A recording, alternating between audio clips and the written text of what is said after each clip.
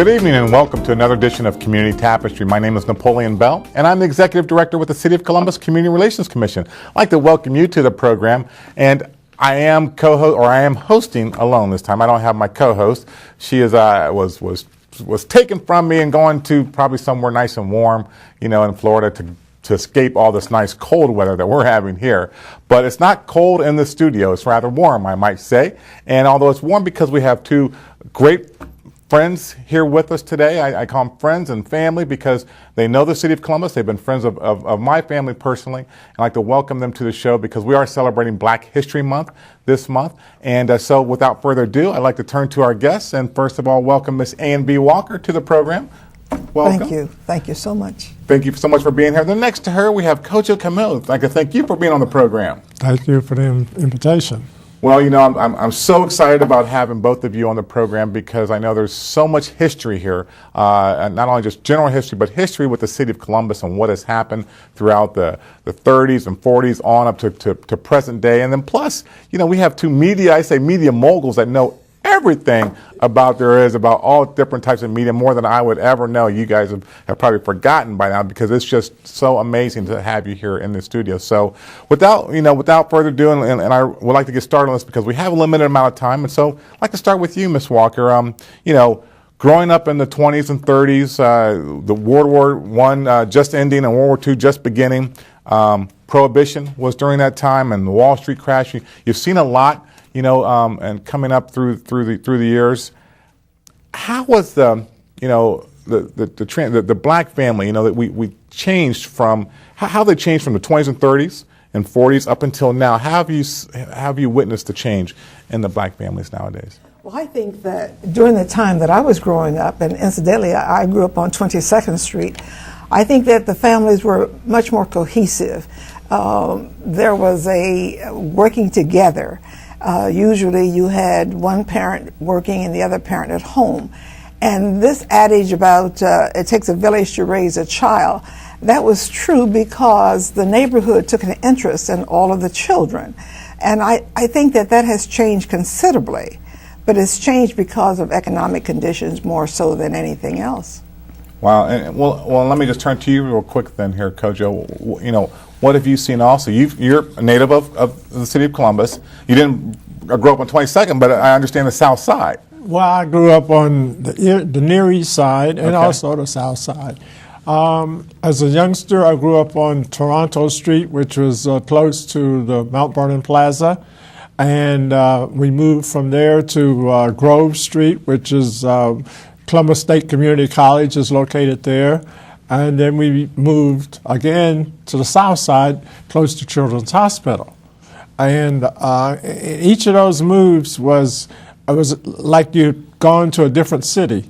You would move to a different part of town that had different kinds of people, but we all got along. And I went to, the ironic thing about my growing up is that all the neighborhoods and all the schools except East High School are no longer here. Oh, wow. There's all this history. Wow, all that history is gone. Yes. But I'm sure you've captured some of it in pictures. Right. I began capturing in my photographs as a teenager. As a teenager. Well, let me stay in this kind of mode here, but in both of you with growing up here in the City of Columbus, and we are featuring Black History Month and just had all the civil rights celebrations with the birthday of Reverend Dr. Martin Luther King. What did you see here in Columbus? Because people don't look at Columbus and look at Ohio as so far removed from the civil rights movement. Were there things that happened here in the City of Columbus that you could see that were attributed to the civil rights movement and or some discriminations that were faced here in the City of Columbus? I was away in college my freshman year. I'd gone to Texas, and my twin brother had gone to Wayne, and he called me and said, guess what? Said, now we can sit anywhere in the Palace Theater. Because growing up, if you went to the Palace, you sat up in the Peanut Roost.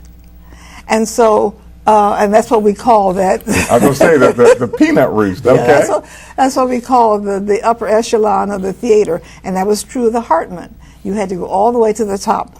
So things did change considerably But the war was on also. See, in 41, the war was on, and that created some change.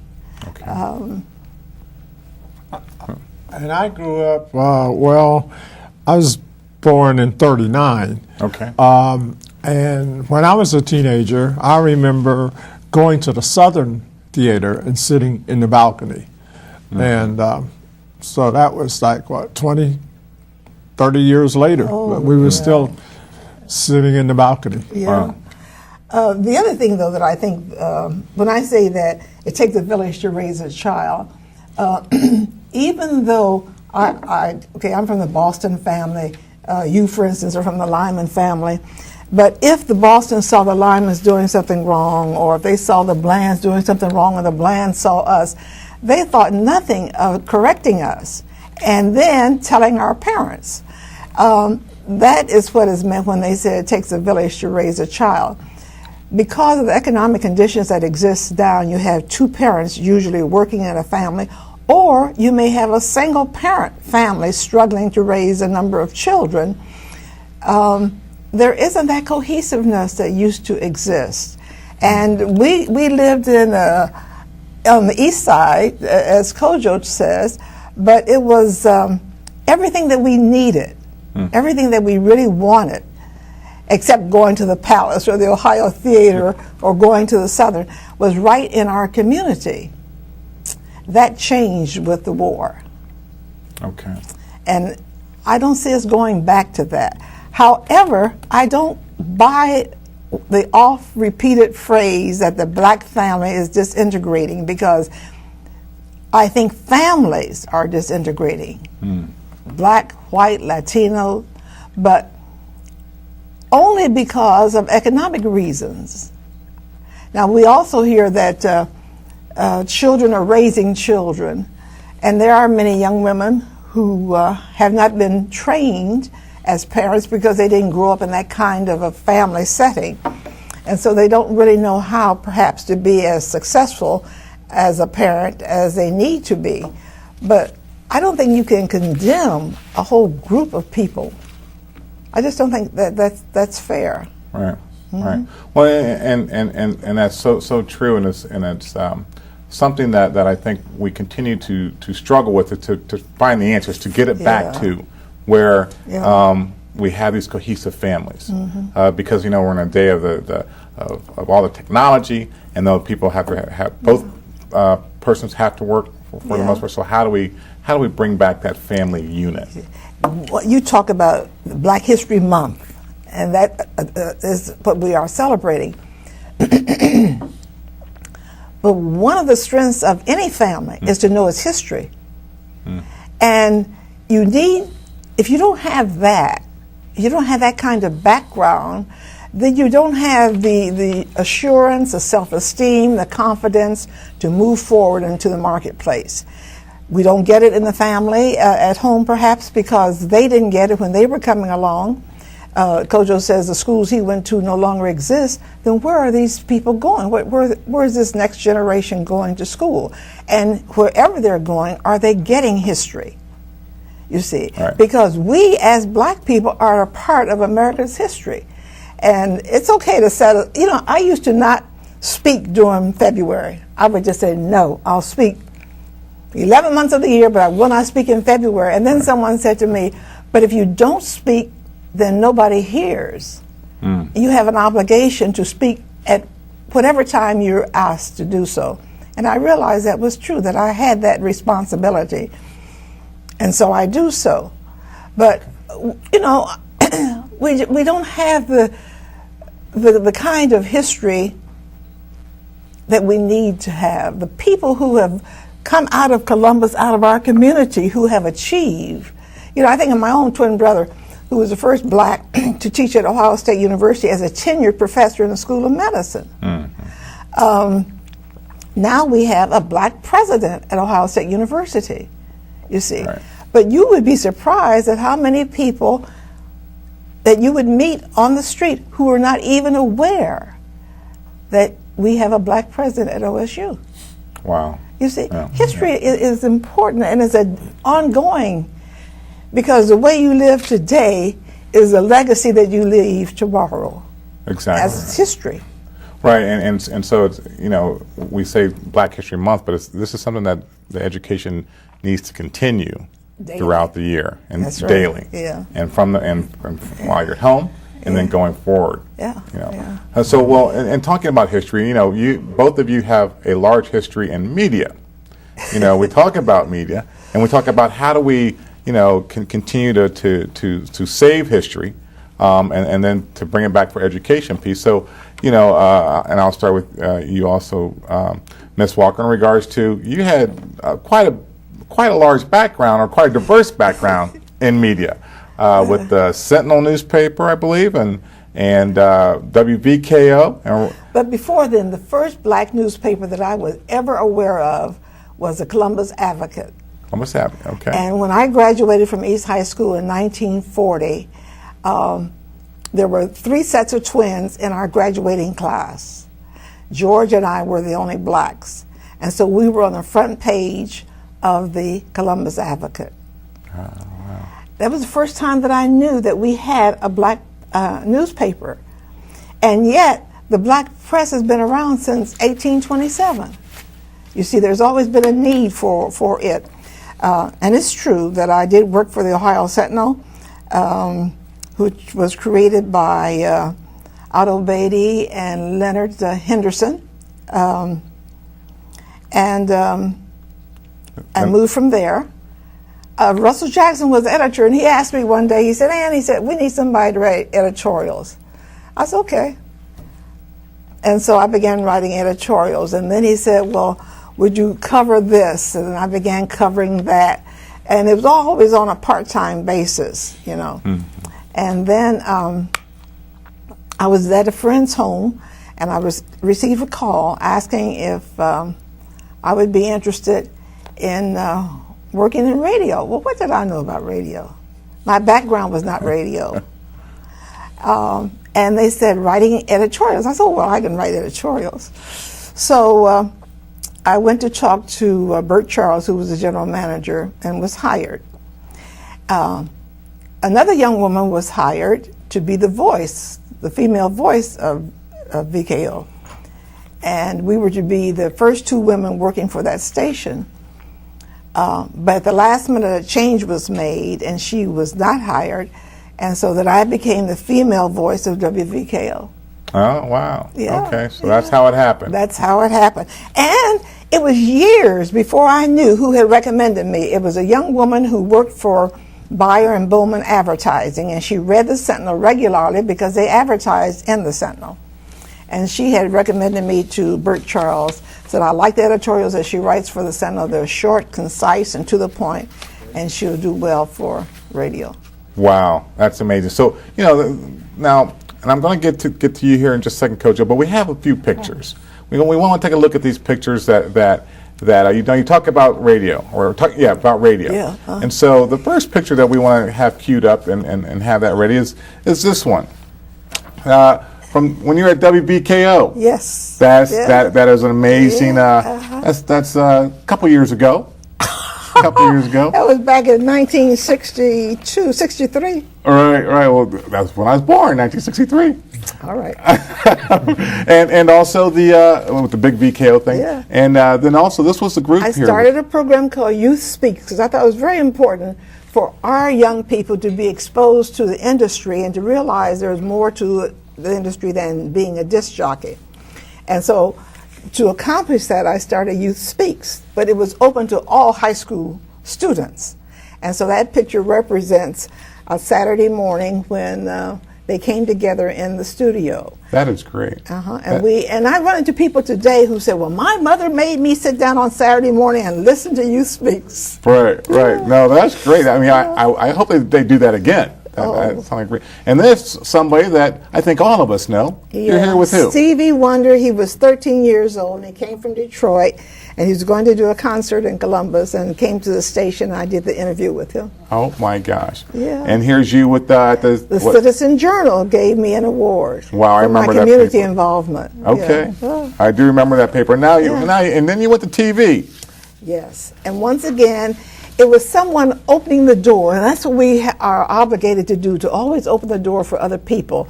And this person, Maury Butler, called me and said, Ann, said, we need somebody like you at the management level in the Department of Community Services. Would you be interested? So I said, well, sure, but what do I have to do? You know, I'm always saying sure, but and he explained. He said, what you're doing now, being involved in the community, but just bringing that to television. So Doctors on Call, I worked with the Franklin County Academy of Medicine, was one of the programs that I produced. Oh wow! And this one here is what show That was was that? Focus on Columbus, which was aired every Sunday, and I'm talking with John Glenn and Senator Metzenbaum. Oh my gosh! Well, that was the early community tapestry. That's what you're telling me? Yes. Okay. Yes. Well, we tried to model. See, we're having great guests just like you did. Uh-huh. All right, and this last one here. Alex Haley, and at that time I was taking groups, and I still do this, take groups back and forth to Africa. Wow, okay. And he had just discovered the village in West Africa where he felt that his roots were, where his family came from. And so he was in Columbus, and I had the opportunity to interview him. That's amazing because, kids nowadays, when you say Alex Haley, they don't have no idea. When you talk about history. roots, Yeah. they have no idea what Yeah. the movie was or what the book was or anything like that. And so much of that is lost. I was fortunate that I went to Champion, which was an all-black school, and you had teachers there who really had a commitment to teaching you your history. And so we learned that. And then I came out of a family that taught us. The first African I saw was one who visited our family. First time I ever had figs, he brought some figs, And so we kids were just really excited about that. Oh my goodness. Well, once again, we're talking about history, and now let me switch to Kojo. Now, you took a different style of recording history, and that's through photography. Right. And you said you started as a teenager. I started as a teenager, and I think I was influenced by my Boy Scout master. Oh. He was a photographer. He was always shooting pictures. And I bought my first camera as a teenager. And I took my first photography class at East High School. Okay. I was very interested in the arts in high school, arts and business. And I also remember taking radio English. Mm-hmm. And I liked that. That was a fun class also. And the courses that I took while I was in high school helped me to get the job that I wanted to get in the Air Force, which was an information specialist. So I was editor of the base newspaper for three and a half years. Mm-hmm. And then when I came back from the Air Force, I was looking for a job, and I got a job as a medical photographer up at OSU. And but also, as a teenager, I was shooting pictures. Amos Lynch was involved with the newspaper business, and I was shooting pictures as a teenager covering youth activities. Oh, okay. Yeah, so that was how I got my start. So, with photography, though, is it just that you one day picked up the camera and says, I think, or was there something that really drove you to say, I want to start taking pictures? What drove me to seriously begin to think about photography as a living is the lack of history, as we talked about before, the lack of documentation of what goes on in our neighborhood. And not being a public speaker or a musician or whatever, I couldn't express myself in those ways, but I could express myself through the arts.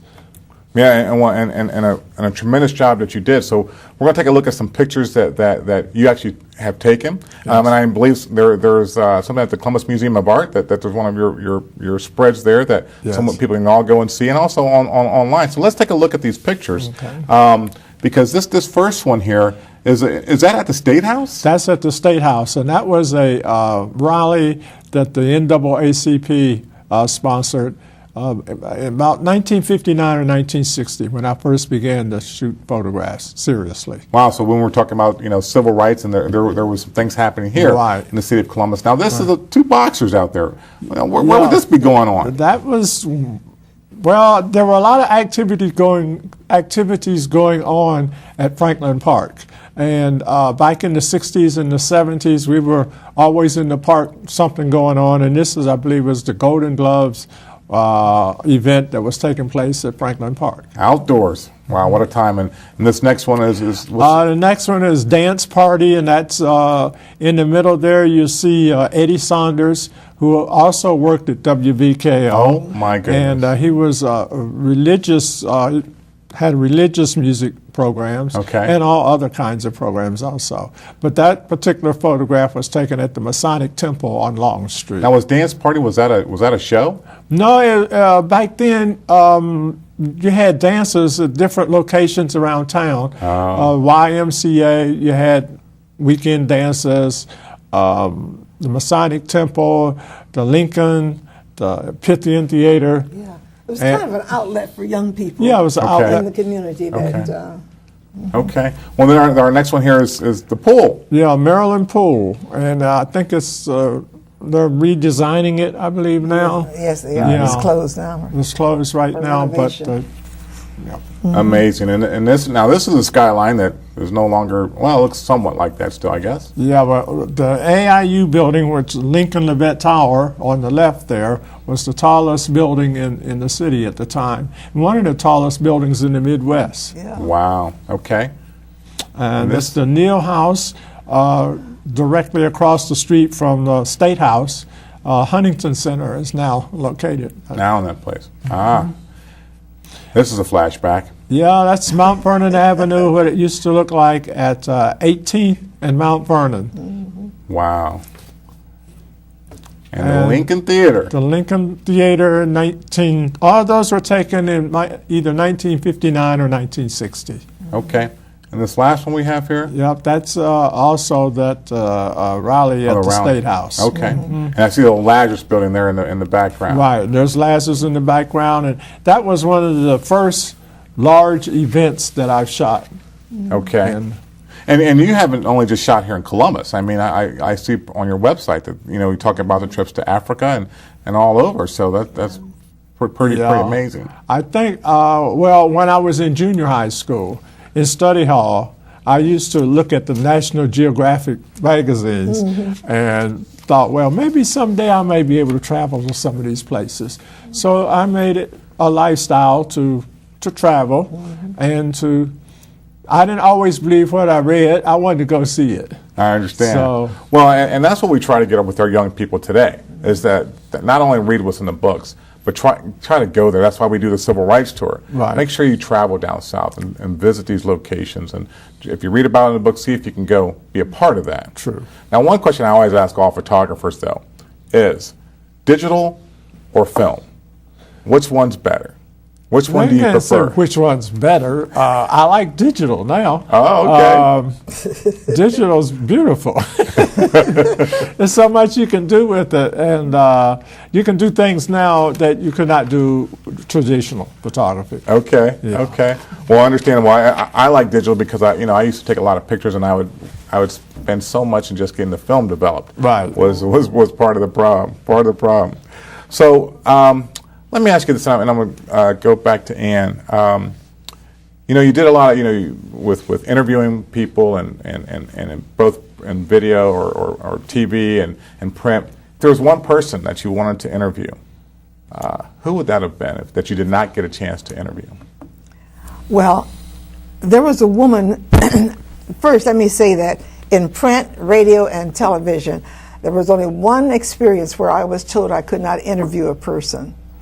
And this was a young woman who was running for the presidency on a communist ticket.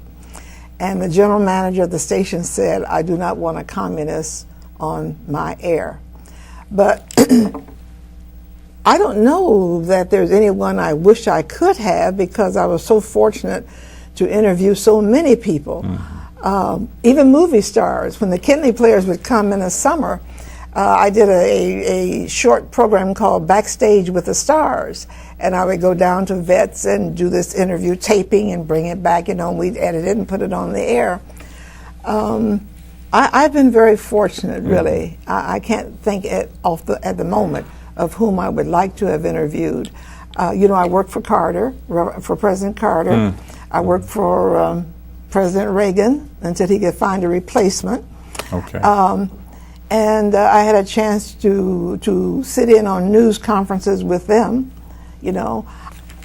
Kennedy, I would like to have interviewed Kennedy. Okay. Yeah. Okay. Yeah. Most definitely. Yeah. That would definitely be one for the keeper.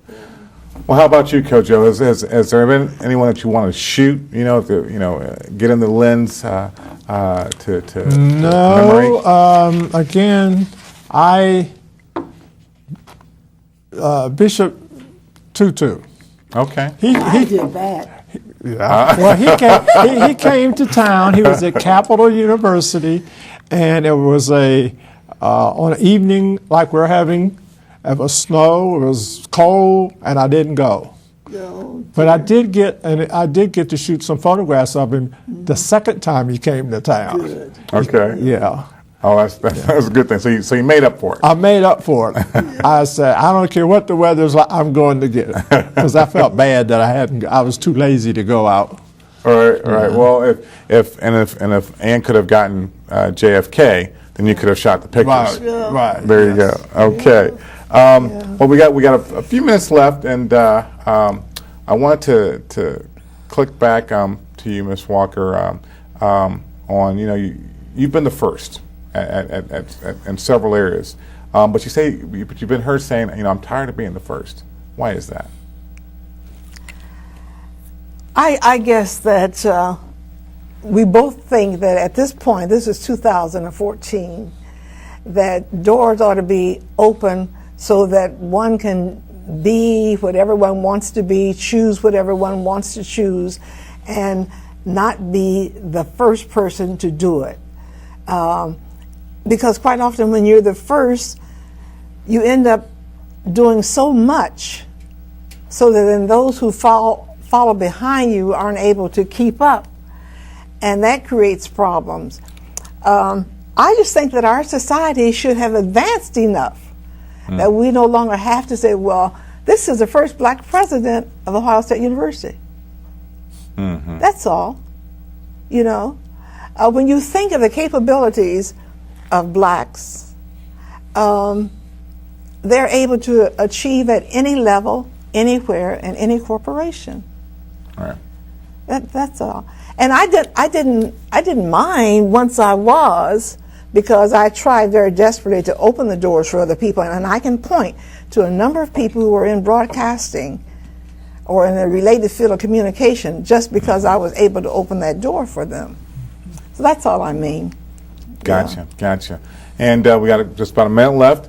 Coach, let me just turn to you. It's been a changing landscape here in the city, both with persons and you saw the landscapes that you shot.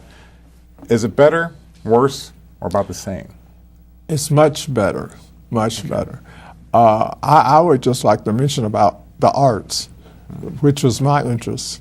And the arts, it's a lot different than it was 30, 40, 50 years ago when I was always the first. And as Ann mentioned, we try to open doors so that we're not just the first. Right. And one way of doing that is by opening doors for others. Right.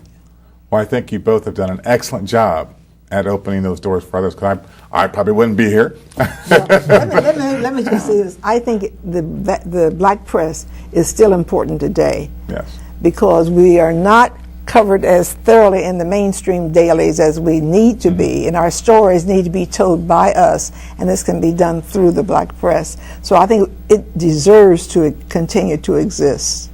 Okay, and there's is it the National Association of Black Journalists? Yeah, the Columbus chapter of Columbus chapter? Yeah, I organized that along with Felix Hoover and the Smith girl used to be with the Dispatch. She's now out in Texas. We organized that chapter years ago because we thought it was important for people to have that kind of support. Okay. Because it gets lonely at the top when you're the only one. Right. you know. Right. Well, so yeah, yes. But that is a thing that we as a community need to make sure we reinvest in, Yeah. with, if you talk about the Column Post and others, and we're going to be talking with WVKO here on the second segment, but those to really have our voice heard. Yeah. And then also to continue to educate our young people. Is there time for me to say that? We have 30 seconds. When Mandela died, I called a number of all the press outlet in Columbus, and I said there's a young woman who lived and worked in South Africa for 15 years and worked with Mandela's children's organization. Would you be interested in talking with this person? And they weren't interested. We don't need to do talking heads, they said. But every now and then you see them trying to rescue a cat from the tree or a dog from a tunnel. And I thought, well, what is the relevancy? Mm-hmm. So that's why we need the black press, so that we can tell our stories, because they missed a golden opportunity. And the only person who accepted the invitation was Ann Bishop at WOSU. Wow. Who talked with this person and had firsthand, knowledge. Okay. And I would just like to end with something. That is, always remember what you do today is tomorrow's history. Yeah. Exactly right.